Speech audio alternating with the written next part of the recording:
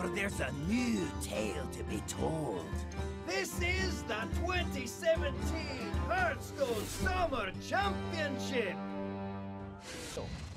Coin is really good to land your power curve if you want to get coin Anduin first, or if, in this case, you have guys in Auctioneer to help cycle, perhaps. Bells, obviously, with Lyra can potentially generate more value, but with Auctioneer can dig you closer to what really matters, especially in this matchup, which is assembling the combination of Raza plus Anduin. The stuff with your hero power so you can get advantage, but Orange has a lot of cards drawn Raza, so who would you rather be here, Orange or Surrender? I think looking at these hands, I'd rather be in Orange's shoes, because the power of that Auctioneer, I think, is huge.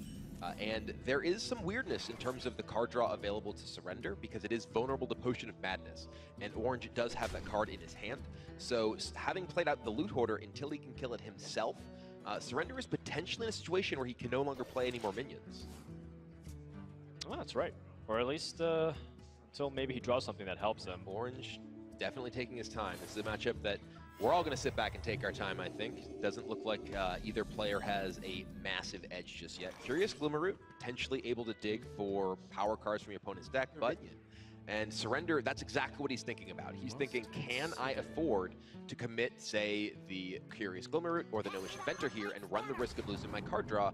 He does. And now Orange has the Potion of Madness to steal the card draw here. You end up going for, and it's early in the game. However, how many cards does he have? He's got 9. Okay, he's still safe. He just cycles Potion of Madness, essentially. I see a little bit of a reaction there from Surrender. He knew the risk. And this is an interesting decision. I think there is at least some consideration given to using your hero power to prevent your opponent from possibly drawing with Cleric. It's clever. I like it. Is it too clever? Or is Orange should he just play Doomsayer just to get some good old tempo back on his side because he's got Raza on 5? Surrender's got a direct answer with his own Shadow or Pain, and he can draw a card like you were mentioning. Priest the Feast in the mid-game, as well as just general minions, Kazakus, whatnot. It does also have a lot of utility.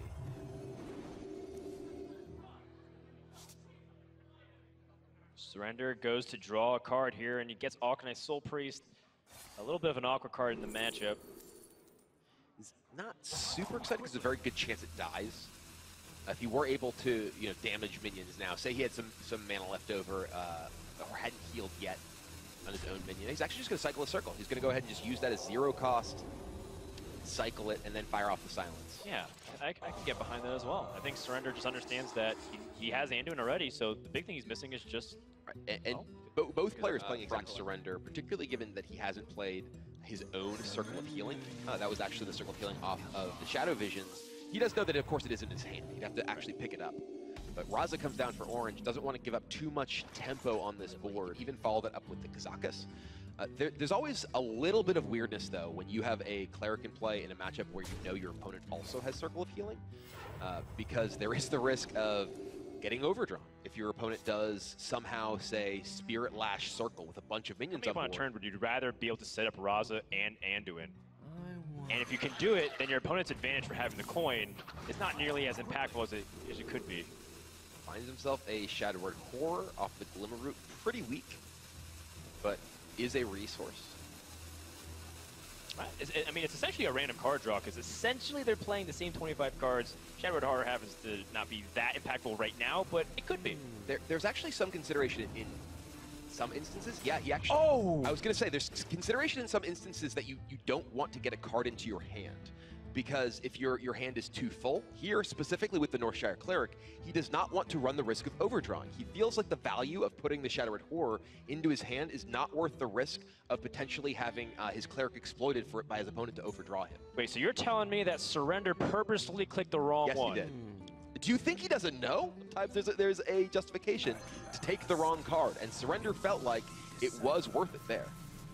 That is completely next level. We'll see if it pays awkward, to say the least. I guess the Shadow Oil adds a random card to your hand. He did get AoE, it looks like. No, he took summon a random minion and freeze. Is he going for the circle? Is he going for the massive overdraw? The big overdraw. 6 cards for Surrender. That is way too many for him to hold. And if he burns Raza, he is going to be in deep trouble. No Raza.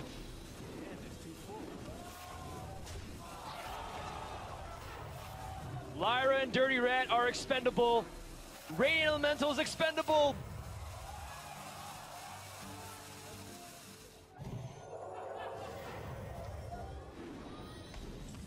Power shield. Novice Engineer and somehow lose his Raza. He survived the burn of so many of his cards.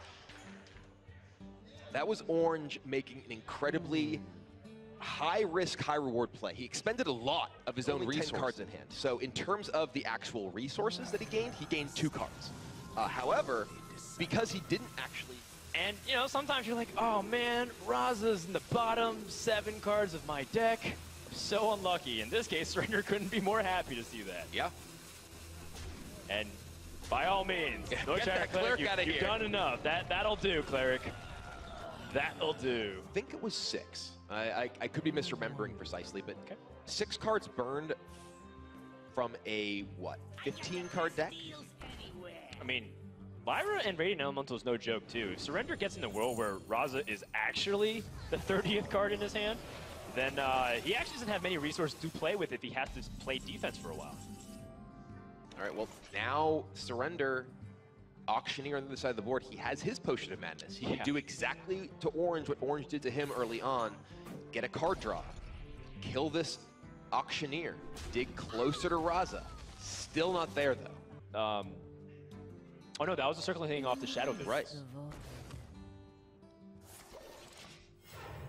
And this is one of those situations where it is so unlikely it has come up in the players' testing before, trying to evaluate, okay, can I just try and survive against Surrender now? He is 10 cards deeper in his deck. Is there any world in which you fatigue this deck when they have most of their combo? It's interesting, yeah, because I mean, Surrender didn't burn his Prophet Valen either. Right.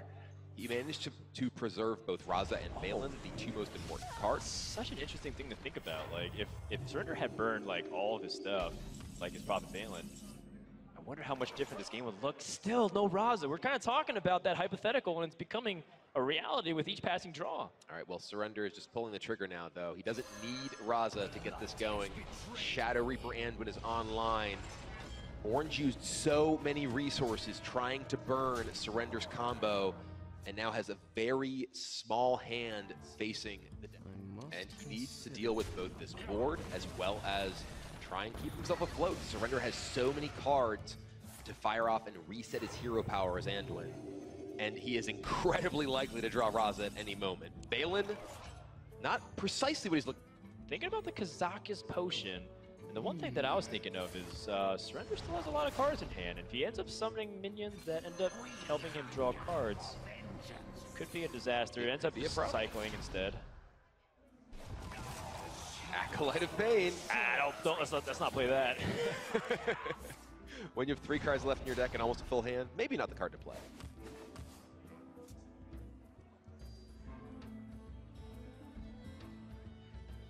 In fact, there is a couple of ways you can chain this. If he has Holy Nova, if he has other ways to be able to benefit off of the damaged minions. Doesn't even want to take damage on a Northshire Cleric because he doesn't have insurance.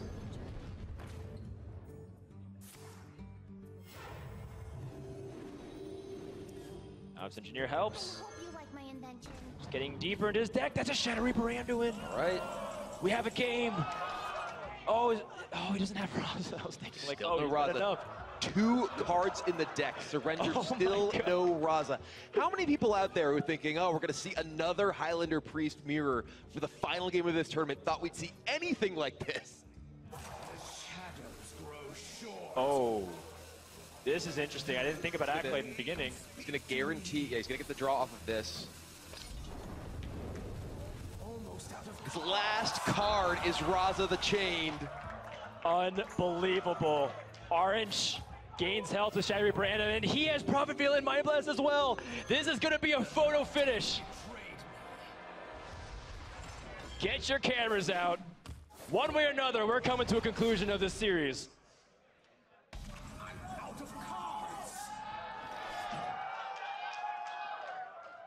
It's a lot of math here.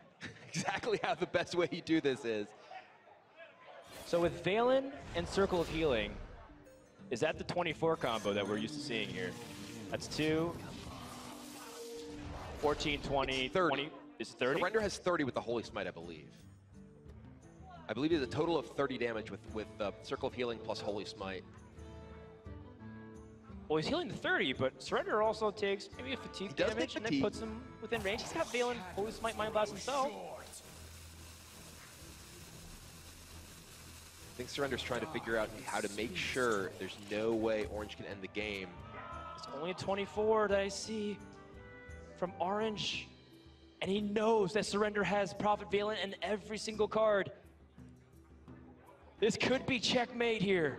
Yeah, Valen plus Mind Blast, including all the hero powers, just alone is 20 damage. Holy Smite on top of that, 26. But Surrender is at 33. He will take 1 point of fatigue. That's not enough.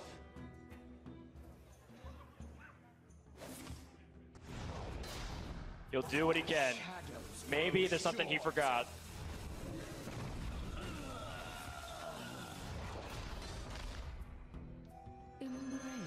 But if the math checks out and the order is right, Surrender should be able to finish and clinch the series.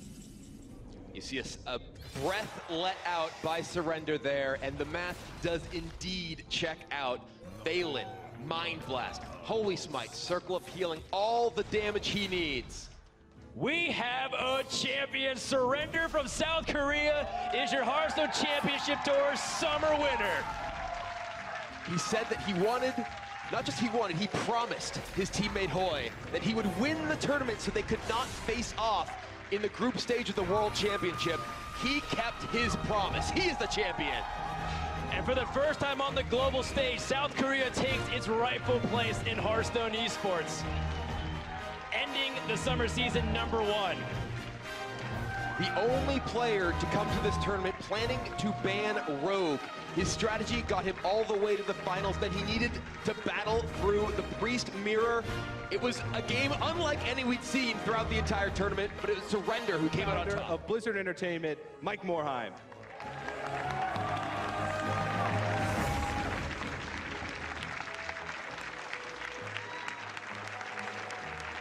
Congratulations, Surrender. What an amazing final match. And what an amazing event here. And I want to thank everybody for coming out and supporting us at our first Hearthstone event at the Blizzard Arena 2. All right, Surrender, hoist that bad boy up, and let's give one round of applause to our champion, Surrender.